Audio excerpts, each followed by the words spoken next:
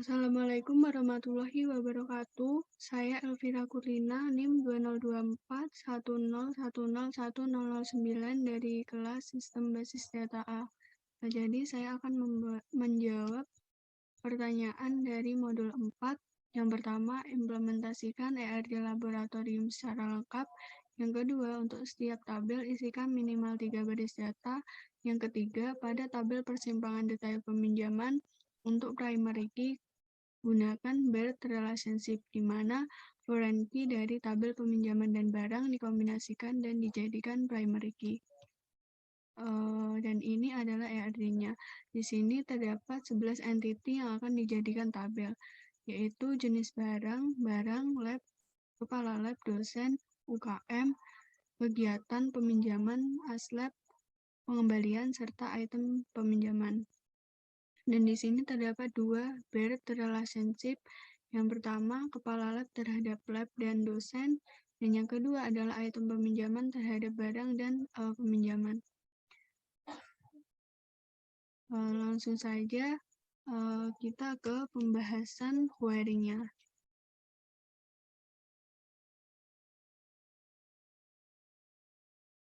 Yang pertama adalah membuat database laboratorium dengan perintah create database laboratorium. Kemudian membuat tabel jenis barang dengan perintah create tabel jenis barang dan terdiri dari kolom jenis barang ID, small serial sebagai primary key. Kemudian nama jenis bertipe data varchar 50 not null, artinya harus diisi, dan keterangan bertipe data tag. Kemudian mengisikan data pada tabel jenis barang dengan perintah insert to dan diisikan dengan values. Kemudian saya akan coba tampilkan.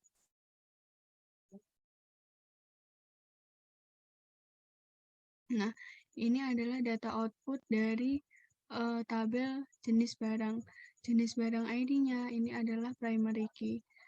Di sini ada data yang ber-ID jenis barang 1 sampai 5 dan 10.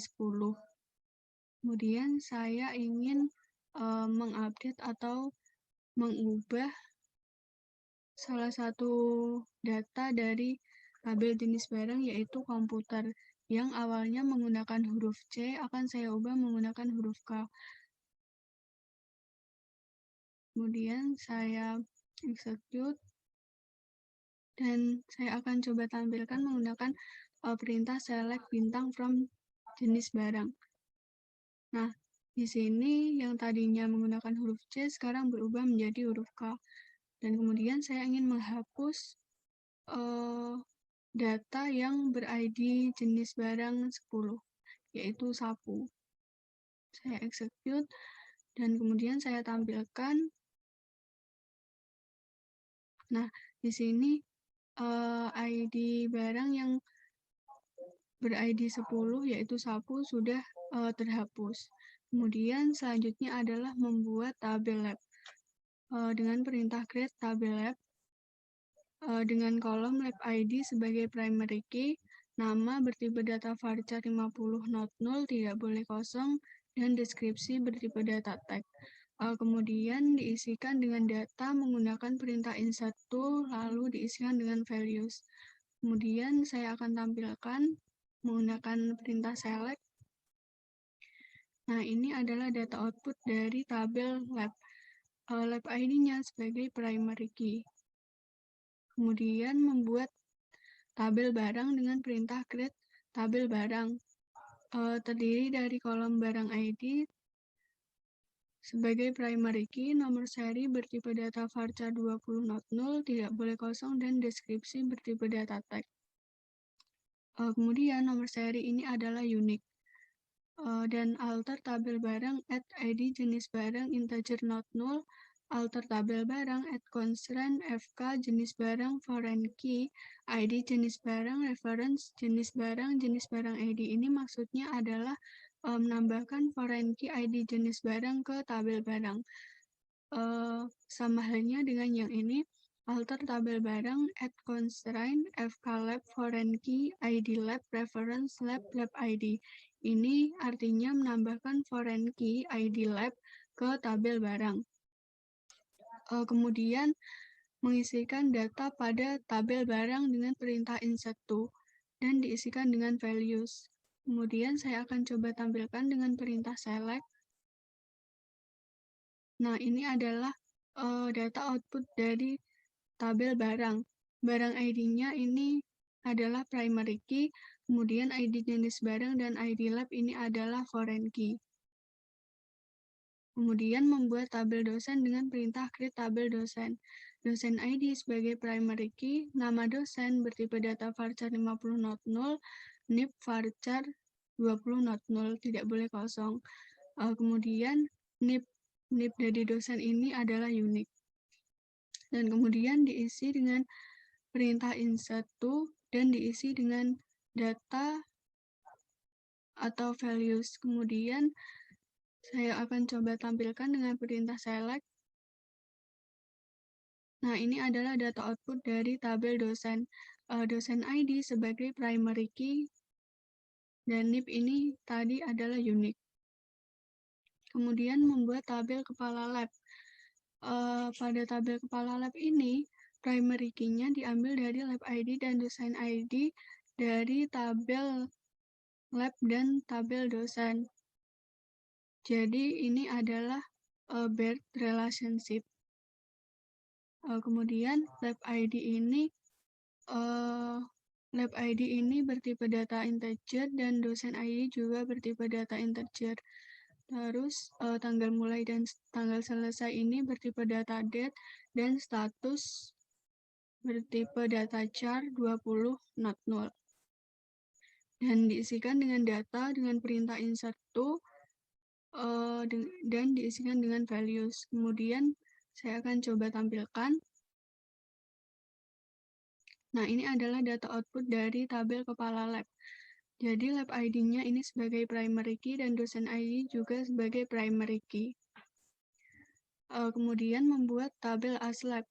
Pada tabel aslab terdiri dari kolom aslab ID sebagai primary key, NIM, nama, nomor HP ini bertipe data varchar dan not null. Kemudian NIM-nya ini unik dan nomor HP ini juga unik. Kemudian pada tabel aslab ini ditambahkan foreign key dari ID lab dan insert to ini untuk menambahkan data. Kemudian saya akan coba tampilkan. Nah, ini adalah data output dari tabel aslab. Aslab ID-nya ini adalah primary key dan ID lab ini adalah foreign key. Kemudian membuat tabel UKM. UKM ID sebagai primary key. Nama UKM bertipe data varchar 50 not null, keterangan bertipe data tag.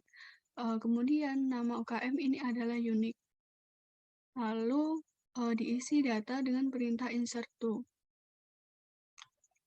Lalu saya akan coba tampilkan data yang terdapat pada tabel UKM. Nah, ini adalah data output pada tabel UKM. UKM ID-nya ini sebagai primary key. Kemudian membuat tabel kegiatan. Kegiatan ID ini adalah primary key. Nama kegiatan bertipe data varchar not null, keterangan bertipe data tag, tanggal mulai dan tanggal selesai ini bertipe data date dan not null. Kemudian nama kegiatan ini adalah unik dan pada tabel kegiatan ini ditambahkan foreign key dari ID UKM. Kemudian diisi data dengan perintah insert to, diisi dengan values. Kemudian saya akan coba tampilkan. Nah, ini adalah data output dari tabel kegiatan. Kegiatan ID-nya ini primary key, sedangkan ID UKM ini adalah foreign key. Kemudian membuat tabel peminjaman.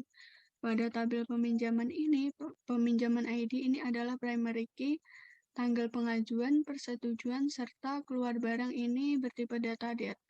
Kemudian foreign key-nya adalah ID aslab yang diambil dari aslab ID. Dan juga foreign key ID kegiatan yang diambil dari kegiatan ID. Kemudian diisikan dengan perintah mengisi data dengan perintah insert to dan diisi dengan values. Kemudian saya akan coba tampilkan. Nah, ini adalah data output dari tabel peminjaman. Peminjaman ID ini adalah primary key. Kemudian ID aslab dan ID kegiatan ini adalah foreign key. Kemudian membuat tabel pengembalian. Pada tabel pengembalian ini, pengembalian ID sebagai primary key. Kemudian foreign key-nya adalah ID aslab. Kemudian diisi data dengan perintah insert to dan diisi dengan values. Lalu saya akan coba tampilkan. Nah, ini adalah data output dari tabel pengembalian. Pengembalian ID ini adalah primary key dan ID aslab ini adalah foreign key. Yang terakhir adalah membuat tabel item peminjaman. Primary key-nya diambil dari nomor seri dan peminjaman ID dari tabel barang dan tabel peminjaman. Kemudian foreign key-nya adalah barang ID dan pengembalian ID. Kemudian diisi data dengan perintah insert to dan diisi dengan values. Kemudian saya akan coba tampilkan.